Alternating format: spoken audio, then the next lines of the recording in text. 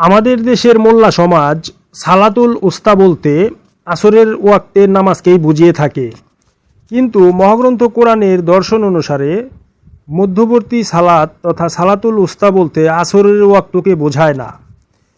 এবার আসুন আসল কথায়। সালাতুল উস্তা শব্দটির শাব্দিক অর্থই হচ্ছে মধ্যবর্তী সালাত। কোরআনের পরিভাষাগত অর্থে সালাতের গভীর অবস্থাটাই হচ্ছে সালাতুল উস্তা। এই জন্য ইহা দ্বারা ধ্যানের গভীর অবস্থার মধ্যে অথবা জেহাদের মধ্যে মনের সালাত ভাবের দৃঢ়তা রক্ষা করা বোঝায়। যেহেতু বিপদে সালাতের ভাব ক্ষুণ্ণ হওয়ার আশঙ্কাই বেশি থাকে, তাই তো কোরআনে বলা হচ্ছে, হেফাজত করো সালাতসমূহের উপর এবং মধ্যবর্তী সালাত্রির উপর।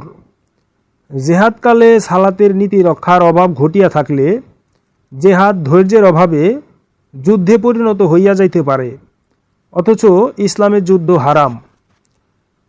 সর্বোপরি 5 ওয়াক্ত সালাতের উল্লেখ কোরআনে নাই।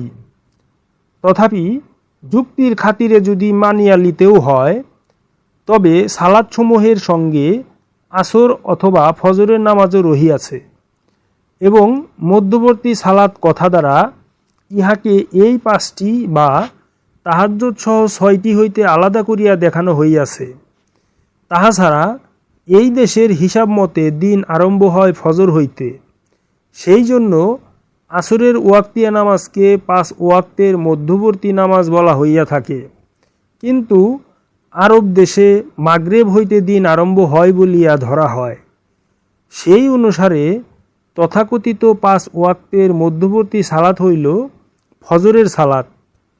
ইহা ছাড়া আনুষ্ঠানিক 5 ওয়াক্ত 5টি নহে, আনুষ্ঠানিক ওয়াক্ত হচ্ছে তাহাজ্জুদ সহ 6টি।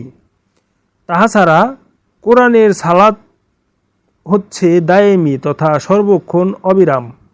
মোট কথা, মহাগ্রন্থ কোরআনের আলোকে সালাত বলতে যা বোঝায় তার মূল দর্শন হচ্ছে দায়েমি সালাত।